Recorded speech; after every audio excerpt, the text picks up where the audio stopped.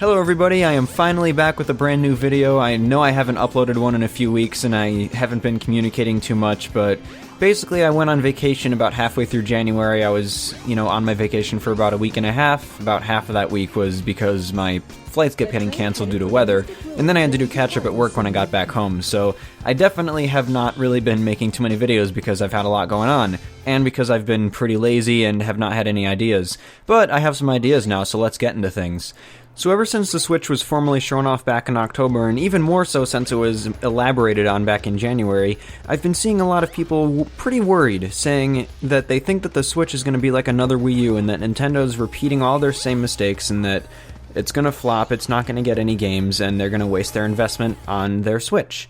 And I don't think that's necessarily going to be the case. I'm not ruling it out entirely, but I don't really think that that's entirely everything's going to be the same, and I'm going to tell you exactly why. Now, what I'm going to do in this video is I'm going to talk about all of the good things that the Nintendo Switch has going for it, and all the good things that Nintendo and Nvidia are doing, and I'm going to kind of offer rebuttals to certain people's specific fears about the system. Let's start specifically with all of the good things. The first good thing is that Nintendo specifically said multiple times that they learned from the Wii U, and when they talked about this, they specifically said things that we have been talking about. They mentioned the fact that they didn't approach third-party developers properly. They mentioned the fact that they didn't have a full feature set that third-party developers wanted, and gamers wanted in general, and the Wii U wasn't able to provide that. For example, developers weren't able to provide a good DLC system, and yeah, say what you want about DLC, but if third-party developers are going to put their games on the system, they need to have some sort of way to, as Reggie put it, monetize their content.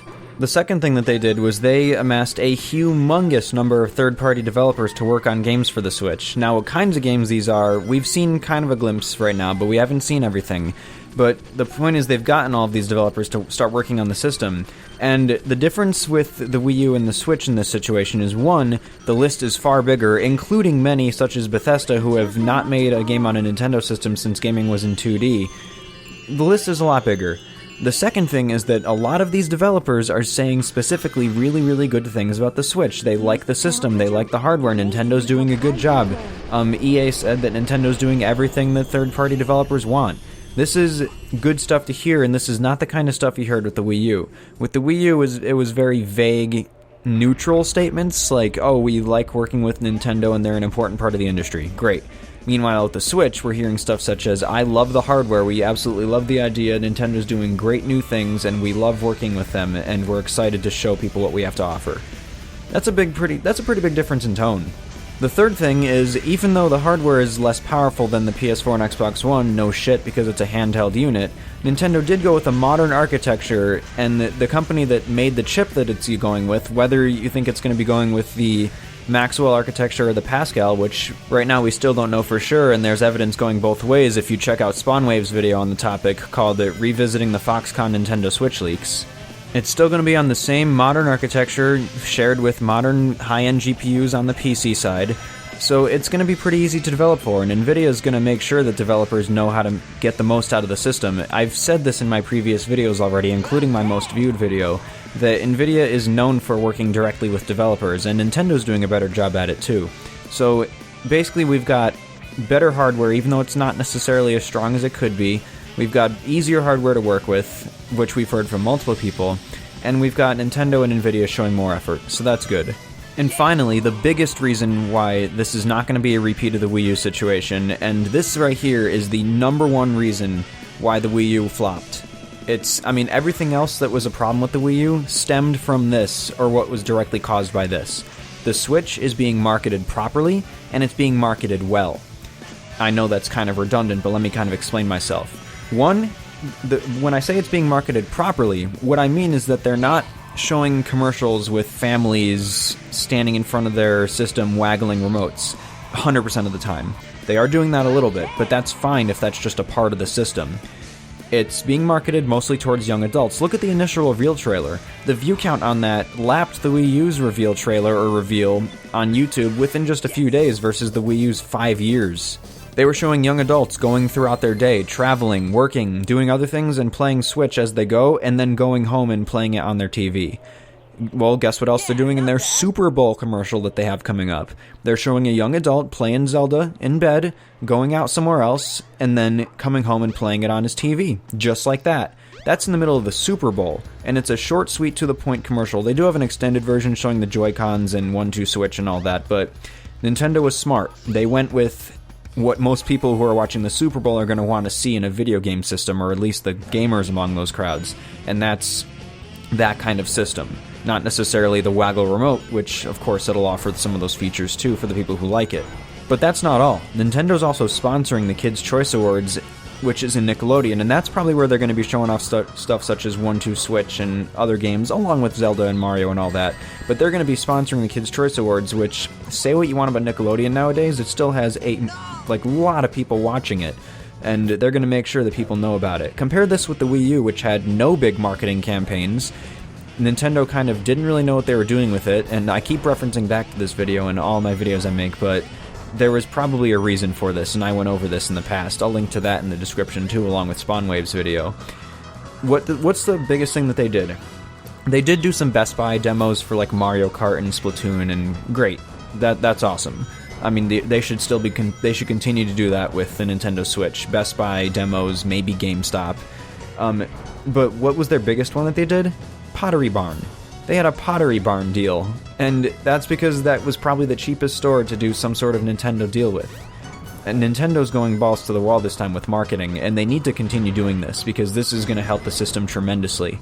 The Wii U's piss-poor marketing led to a lot of people, the vast majority of the audience that matters, not knowing what the system was, not knowing it existed, thus the sales lowered, thus less third-party games, thus less people buying the system. That's a loop with the third-party games, thus giving Nintendo less funds to create their own games with, making them want to give up on the system early, which caused droughts. It was just a mess. So let's just recap a little bit. What we have here is we have Nintendo marketing it properly. They admit that they learned from the Wii U's mistakes and specifically went over things that we have been saying that they were doing wrong with the Wii U. And they also have hardware that is going to be easier to work on. Great.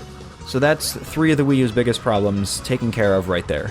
Now let's quell some specific fears that people might have about it. The first one I saw is a lot of people were freaking out after the reveal in January or Switchmas saying that the event sucked. I'll agree that the event definitely wasn't what it should have been. What they really should have done was they should have shown off their games, and they should have specifically explained a lot of stuff about the system. I mean, the system's coming out in about a month, and we still don't know a lot of things about it. We don't know how the eShop's going to work. We don't know what kind of virtual console there is because they didn't even mention it. We don't even know the complete launch lineup because we're hearing about new games every damn day. So I'm definitely not damage controlling this reveal event. It could have been done better. But here's the thing. It was also done in Japan. What we saw was a Japanese event translated for other languages to see. And the thing about Japanese gamers is they don't really give a shit about Western things. They don't give a shit about Western third-party developers. They just don't care. So if Nintendo emphasized a lot of those, the Japanese audience that was there would have been disengaged. And yeah, the American and European audiences are bigger, and they really should have had separate events for them.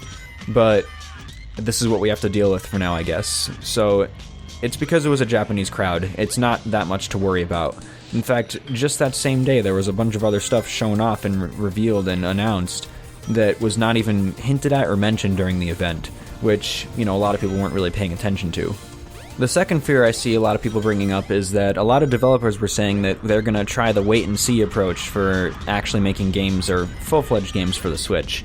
And yes, this is definitely something to be worried about. I mean, not overly worried about. It's something to be concerned about, I think. But think about it. It makes sense. Nintendo has not been proper with third-party developers since ever, really. The only reason that they got the third-party support they got on the NES and Super NES is because they were the market leader, and not releasing games on their system would have been suicide. But ever since alternatives pop up, like when Sega popped up, a lot of third-party devs came their way. When PlayStation popped up, pretty much all of the third-party devs focused on PlayStation, because Sony was better at working with third-party devs. If Nintendo can fix this, and they can reverse all of the bad decisions they've made since the N64, and even some decisions during the NES and Super NES era, then we could see some improvements. I understand the concern, but the reason why is because of their history. It has nothing to do with them not learning from their mistakes. I know I'm just kind of babbling on there, but let's see what happens, because they've been specifically mentioning certain things, and other third-party developers have been saying that Nintendo's been doing the right things. So that's about it for this video. If you have any rebuttals to what I said, or if I forgot about anything, please leave a comment. Let me know and we'll discuss the topic. And you all have a great rest of your day.